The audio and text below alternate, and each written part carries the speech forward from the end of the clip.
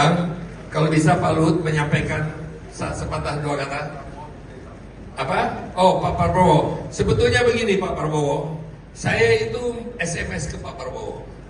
Saya minta Pak, bisa nggak tolong bikin testimoni? Tapi Bapak nggak pernah jawab. Saya nggak tahu, mungkin nomor teleponnya salah Pak. Jadi waktu saya Pak Luhut untuk hari ini, Pak Luhut tanya, Pak Prabowo udah diundang belum? Saya bilang, wah, apa perlu undang lah, terus segala.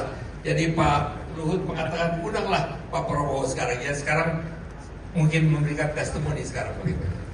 Saya minta maaf, mungkin Pak Peter itu nomor telepon yang berapa itu?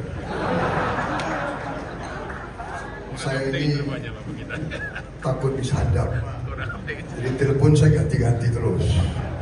Dan bukan salah Pak Peter, salah saya. Waduh, saya harus bicara.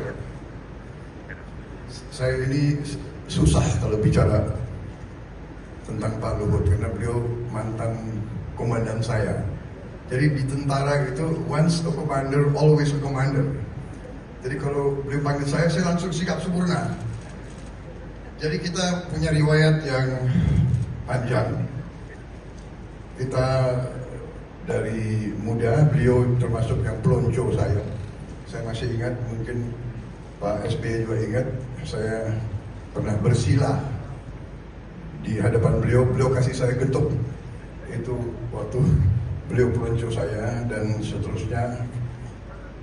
Saya juga di Baret Merah, beliau sudah atasan saya, dan kita terus bersama-sama. Kita mendirikan pasukan anti teror bersama, kita sekolah bersama di Jerman dan sebagainya.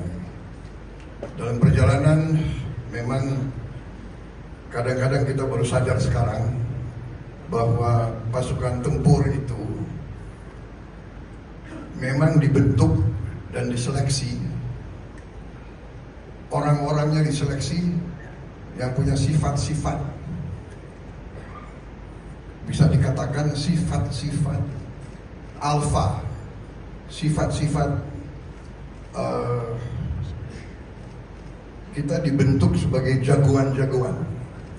Repotnya kalau jagoan-jagoan itu terlalu dekat. Nah, ini kadang-kadang sulit, apalagi kita sama-sama masih muda.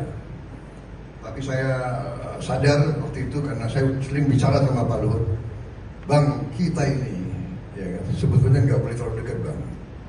Kalau terlalu dekat sulit karena saya ini salah satu hobi saya binatang.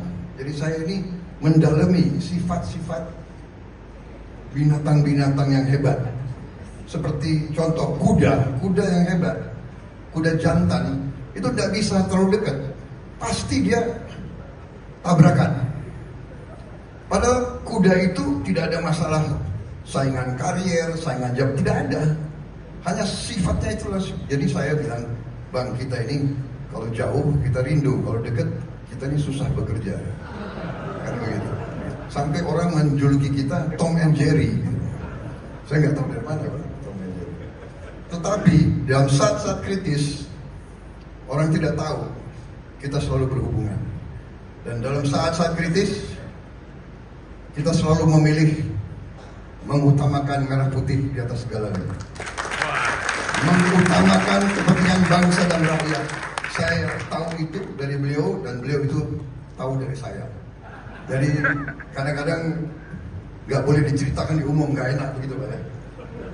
Jadi kadang-kadang dalam suasana kritis beliau telepon saya hubungan, dan akhirnya kita mencari jalan-jalan yang terbaik untuk bangsa dan negara. Saya sependapat tadi apa yang dibilang Ibu Devi, kita semua adalah memikirkan bangsa dan negara. Kita tidak perlu mikirin diri kita sendiri, karena dari muda pun kita siap mati untuk republik ini. Kita tidak punya apa-apa, Pak Luhut tidak punya apa-apa, saya tidak punya apa-apa, banyak di sini juga tidak punya apa-apa. Kita siap mati untuk republik ini. Jadi selebihnya adalah bonus. Semua. Dan ternyata kita kadang-kadang bicara, kita kadang merasa sedang aneh Bang ya. Dari dulu sandi beliau adalah gajah, saya gajah muda. Jadi kalau sekarang beliau telepon saya masih jawab, siap, Gajah Muda di sini. Sampai sekarang. Jadi masalahnya adalah ternyata ya memang di ujung-ujungnya sampai sekarang kita juga masih berperan untuk bangsa dan negara kita. Jadi ini kita bangga di usia kita seperti ini. Hanya anehnya, Pak Luhut ya, kita kok nggak merasa kita kepala 7 ya. Kita nggak merasa karena hati kita, jiwa kita masih seperti yang dulu. Dan itu lagu favorit saya adalah Aku Masih Seperti Yang Dulu. Jadi saya kira demikian Pak Luhut, saya masih tetap seperti yang dulu. Saya minta maaf.